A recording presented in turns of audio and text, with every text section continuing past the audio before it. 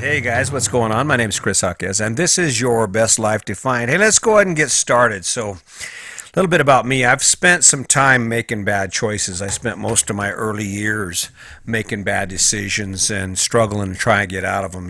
But I mean, we got married when we were young. Financially, I was a mess. I mean, I remember we was making $320 a week. My wife was making minimum wage, which amounted to about $100 a week. And there I was. I got this idea in my head because a guy had showed up at work and he had a brand new truck. And I'm thinking to myself, oh man, I got to have a friggin' brand new truck. I got to have a brand new truck. And I don't know if it works this way for you, but for me, when I get an idea in my head, it sucks because it is really hard to let those ideas go. So eventually, guess what? I got that angle and I got me a new truck. And it was a 1986 Toyota pickup. It was a stripped down model. It was nothing to it. Had the vinyl flooring and all that in it. Had vinyl or the plastic seats, those rubbery seats that Toyota came out with. And man, I was happy as hell. I was rolling large in my new truck. I was like, yeah, look at me. And it was fine for a while. And then the payments came in. Now, we wasn't making any money. We didn't have any money to spare before we bought this new truck, but I had convinced myself that I could do that I could go ahead and buy this truck. And so we struggled, and we had to choose between the house payment, the truck payment, and beer and the truck payment, and eating out and renting videos and the house payment, and it was just a mess. But we eventually figured it out, and what it came down to is I just started being accountable to myself, and I want to kind of drag this in because when it comes down to it, the reason I am where I am is it's my fault. I mean, all of it's my fault from the truck payment to buying a house with all that land when I didn't want to be a farmer. Actually enjoyed mountain biking, hiking, all kinds of stuff, hanging out at the lake way more than I enjoyed mountain biking. But it was a choice. I made those choices, and it was my fault that I had to get up on Saturdays and mow that lawn, and I had to go clean the garage, and I had to do all the things I do or did back then, and even now. My life right now is my fault. Last night the wind was blowing like crazy, and we're laying in bed. And granted, our fifth wheel's pretty good size. It's 41 foot. It weighs quite a bit, so I'm not too worried about it. But the wind is blowing, and we are in a trailer house. I mean, we live in a fifth wheel, rocking and rolling most of the night. And you think, what did I do? Why in the hell? I mean, I'm not going to sell you on the idea that living in a fifth wheel is an amazing thing. It's not. We're living in a trailer house. What's amazing about it is that it gave me and my wife the ability to access our life. I mean, our dream was to travel, and that's what we're able to do. We get to travel and do the things we love to do, and that was my choice. That's my fault. All right? And when it works out, it was a good choice, but I made a lot of bad decisions, and I think that's the struggle that we face. I mean, it permeates our entire society from the way I can see, because when I look around, it's always someone else's fault for why your life looks the way it does, and it's someone else's fault for this and that. And I especially see it in the political realm, but the truth is, the environment we live in, the political environment, who's in charge, that really doesn't have as much of an impact on us as our own choices. But it's easy to pretend that it does. It's easy to say, oh, okay, yeah, well, if the Democrats were in or if the Republicans were in. Bullshit. I mean, COVID-19 is a prime example. And I don't want to be insensitive here because I understand this struggle is real. But there are a lot of us who are facing severe struggle, not because we didn't have a choice, but because of what we chose. I mean, think about it. If you were debt free and you had $20,000 in the bank right now, you wouldn't be in nearly as much stress as you are otherwise. The fact that you don't have enough money in the bank. And the reality is that was a choice. Now, I know some are saying, well, we didn't have it lucky like you. We didn't have it, we weren't born with a golden spoon in our mouth. Well, still a choice. It's your fault. I mean, see, I can't control the family I was born into. I can't control the fact that my mom was, I'm going to be nice. My mom was inconsiderate of her children's needs, and that's just the way things are. And it's not my fault that my mom and dad weren't millionaires. It's not my fault that I ended up being being working class. I should have been born into a millionaire family.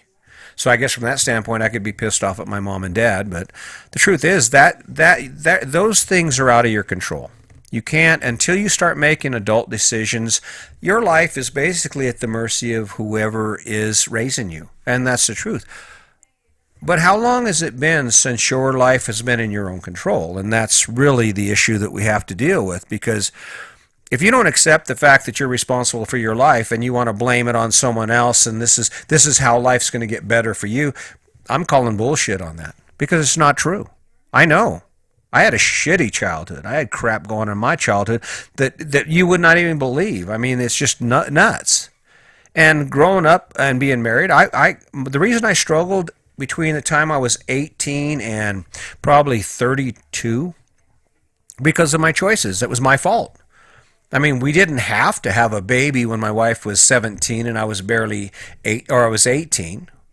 We didn't have to be poor. I could have went to school. I could have went to trade school and made those choices, but it took me a while to come to that. And what it really came down to was I had to accept responsibility for the life I'd created.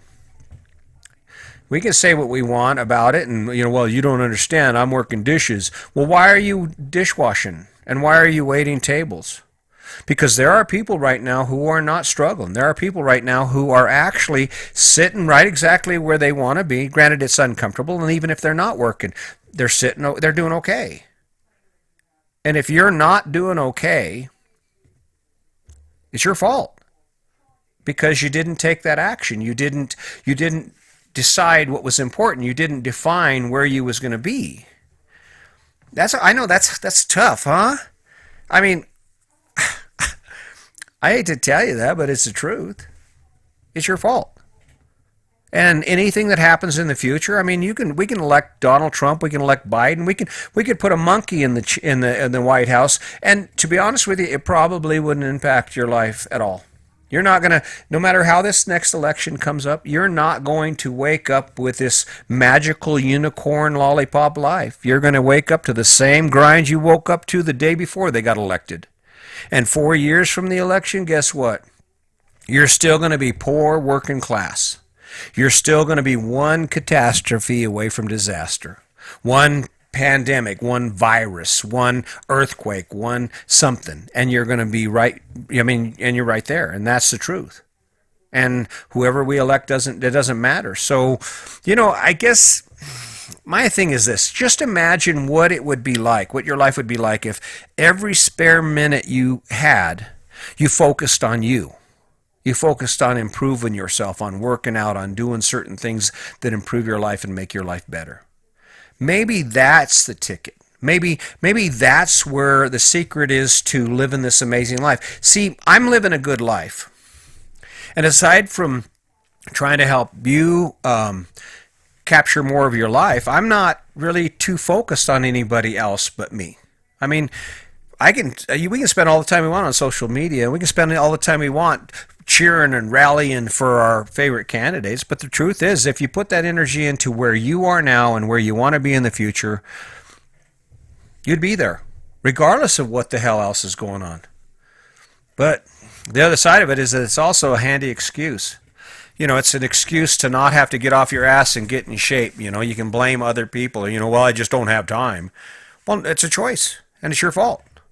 If you're carrying 20 extra pounds, it's your fault.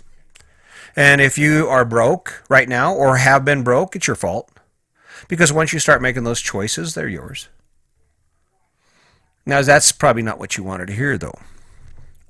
See, and I'm sure that some of you are going to run from this message, and I can't do anything about that.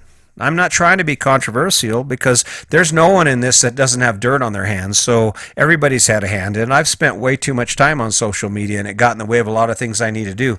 And I'm stepping away from it because I've got an agenda. And I got to tell you something. 2 hours on social media or 20 hours on social media. Here's some things. I don't have any more money. I have a whole lot less time, and none of it made my life any better.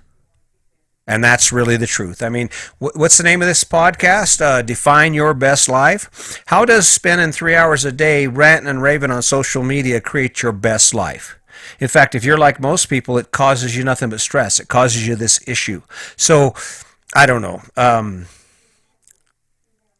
However your life is, guess what? It's your fault, and that's the truth. And the only option you have is to start focusing on your life more than you focus on anything else and start changing it. So anyway, hey, just so you know, my name's Chris Jaquez, and this is Your Best Life Defined, and that's what it's about. And if you're thinking that it's somebody else's fault that you don't have enough money, think again. You're the one with the checkbook. You're the one with the debit card, and you're the one that earns the money you do. And if you're not earning enough money, then the way you fix that is you go find more money. You go improve your educational skills, or you improve your job. And now is a terrible time to be trying to do that, but it's a tough lesson. But maybe tomorrow, maybe after this thing goes away and you rethink in your life, maybe it's time for you to stop looking at everyone else and just start focusing that energy on yourself. And who knows, before you know it, maybe you'll be sitting on some beach somewhere. You got a sailboat, or maybe you'll be debt free, or maybe your relationship will be friggin' amazing. That would be really cool.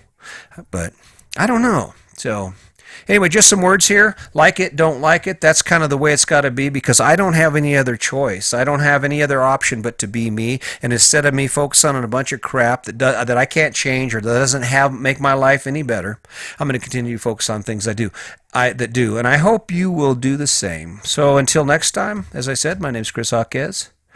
Just remember, today's your day. Make it a good one.